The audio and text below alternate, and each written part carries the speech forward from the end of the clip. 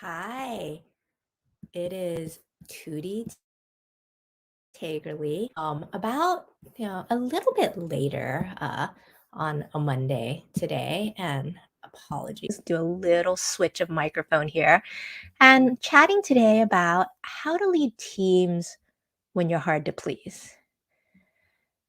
Many of my clients, and myself included, are people who can be have high expectations, be intense, want to really hit some of these important goals, um, whether they're company goals, whether they're personal goals, whether they're milestones.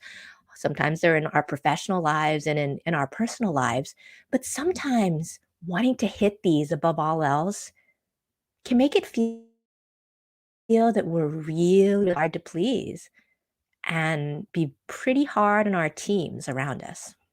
So, wanted to share three techniques to play with, um, to experiment with when it feels that you're hard to please and you want to make sure that you motivate your team, that you can be both kind and have the really, really high expectations.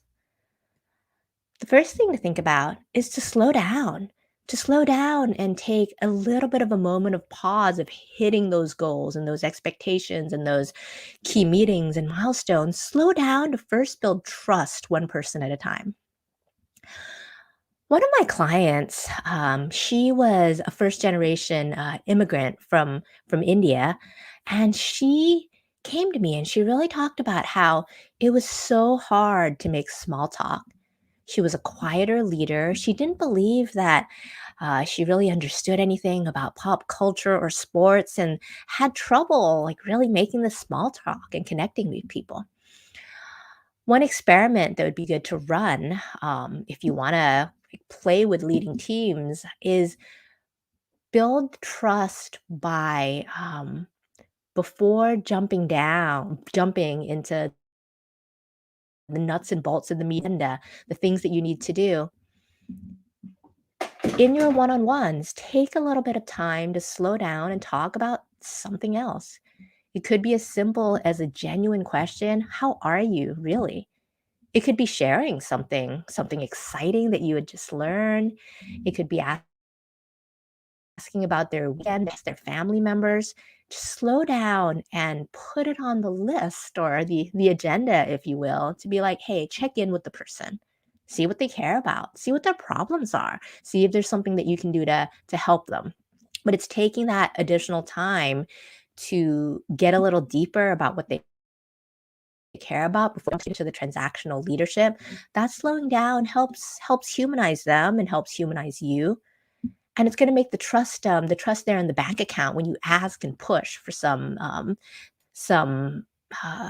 some things that might seem more high expectation.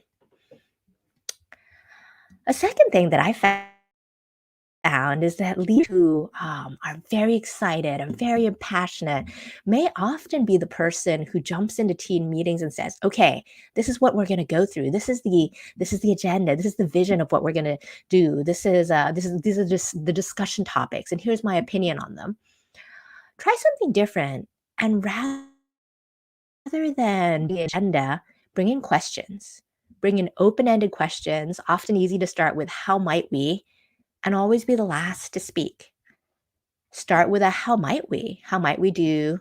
Um, how might we start with putting items into 2020, 2022 roadmap planning? That is.